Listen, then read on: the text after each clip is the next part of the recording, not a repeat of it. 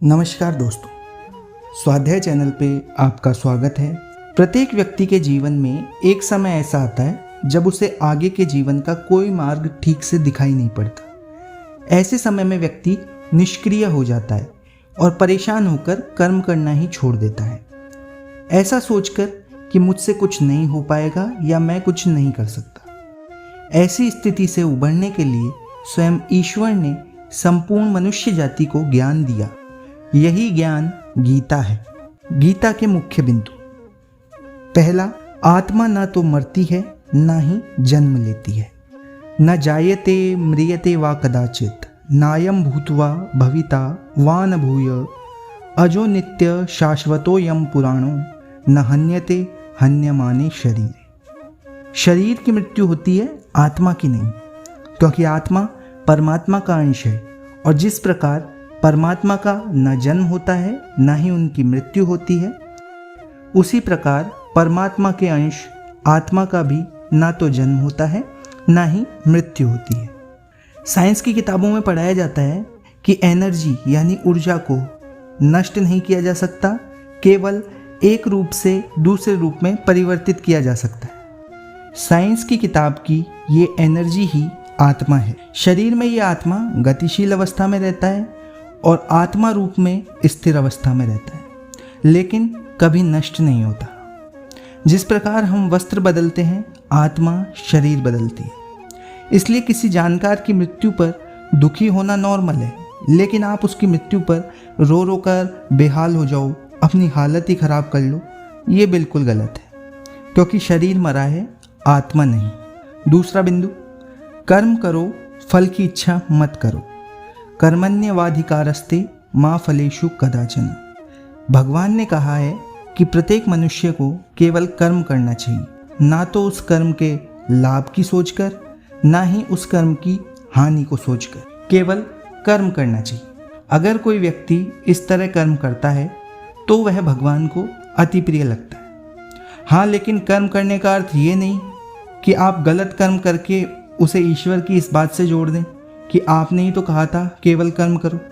मैं एक आतंकवादी हूँ और अपना कर्म कर रहा हूँ, लोगों को मार रहा हूँ। इसके जवाब में भगवान ने ये भी कहा है कि आपके कर्म के अनुरूप अच्छा या बुरा फल आपको प्राप्त होगा, उसके लिए भी तैयार रहें। यानी आतंकवादी बनोगे तो कभी ना कभी किसी गटर में मरे पड़े भी मिलोगे, इसके लिए भी तैयार रहना। अब कोई कहे कि मैं कुछ करूँगा ही नहीं तो फिर कोई परेशानी ही नहीं होगी, इस बात के लिए भी भगवान ने कहा है कि पूरी तरह कोई भी कर्म से छूट ही नहीं सकता। कुछ नहीं करना में भी करना यानी कर्म छुपा हुआ है, आपको उसके अनुसार फल जरूर मिलेगा।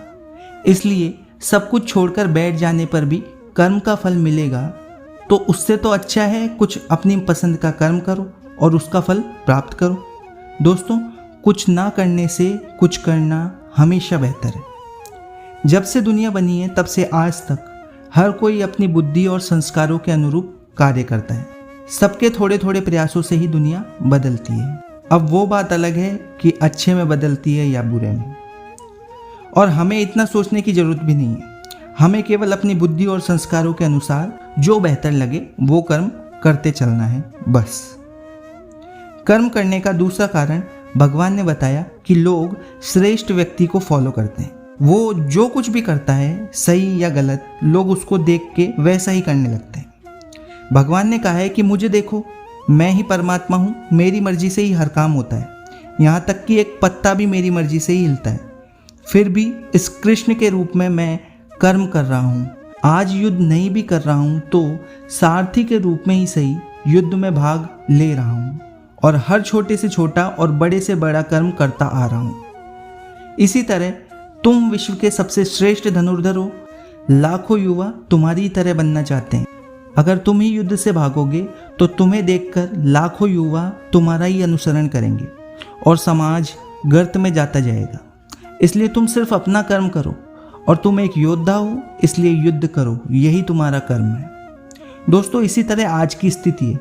बहुत से लोग जो काबिल हैं वो किन्हीं छोटी मोटी परेशानियों से दुखी होकर कर्म करना ही छोड़ देते हैं, हार मानकर बैठ जाते हैं।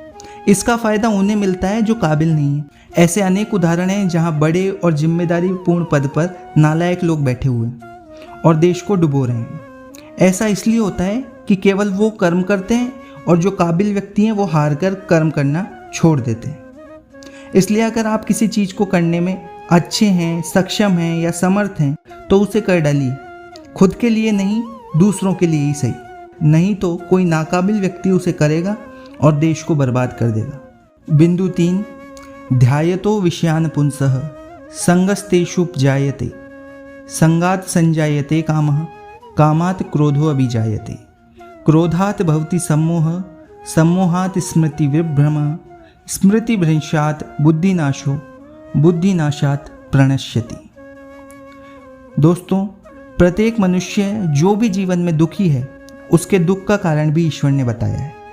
मनुष्य के दुख का कारण है विषयासक्ति, विषय प्लस आसक्ति, यानी किसी चीज से लगाव। यदि व्यक्ति किसी चीज की इच्छा करता है तो बार बार उसके बारे में सोचने से उसे वो चीज अपने पास न होने पर बेचैनी होने लगती है। उसे वो चीज चाहिए ही हर हाल में, और जब वो चीज नहीं मिल पाती तो गुस्सा आता है। गुस्से से आदमी की सोचने समझने की शक्ति कम हो जाती है और लंबे समय तक ऐसी स्थिति बने रहने से व्यक्ति की बुद्धि का नाश हो जाता है, और बुद्धि का नाश होने से व्यक्ति अपनी पूरी क्षमता का प्रयोग नहीं कर पाता और जो वो बन सकता है उससे भी पिछड़ जाता है। अब कोई कहे कि इच्छा नहीं रखेंगे तो तरक्की कैसे होगी?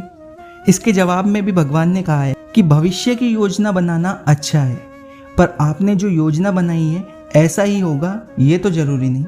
हो सकता है आप जब कर्म करें तो पूरी मेहनत से उसे ना कर पाएं, या फिर वो काम आपके द्वारा होना संभव ही ना हो, तो उसके लिए भी तैयार रहें। इसीलिए ईश्वर ने निष्काम कर्म करने की सलाह दी है कि पूरी मेहनत से अपनी प्लानिंग के अकॉर्डिंग कर्म करो, लेकिन अगर उसमें सफल हो जाओ तो घमंड मत करो, और अगर असफल हो जाओ तो हार मान के मत बैठो, दोबारा कोशिश करो। बिंदु 5, जो जिसे पूजेगा उसे ही मृत्यु के बाद प्राप्त होगा।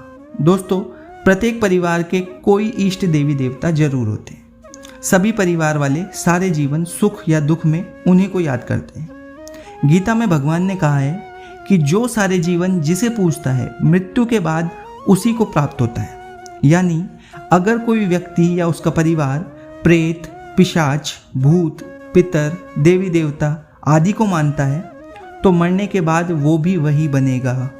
यानी अपने दुख में, अपने सुख में केवल भगवान को याद करो तो भगवान को ही मृत्यु के बाद प्राप्त होगे, कहीं बीच में फंसे नहीं रह जाओगे। बिंदु 6, पुनर्जन्म का कारण।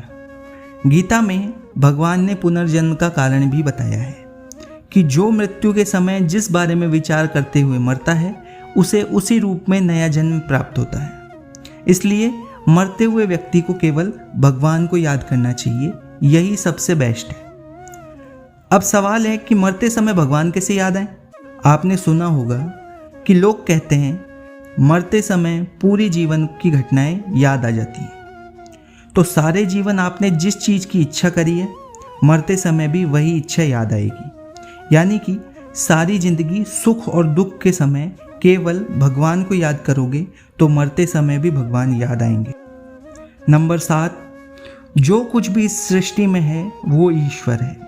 जो कुछ भी हो चुका, हो रहा है और होएगा वो सब ईश्वर की इच्छा है, भगवान की इच्छा है।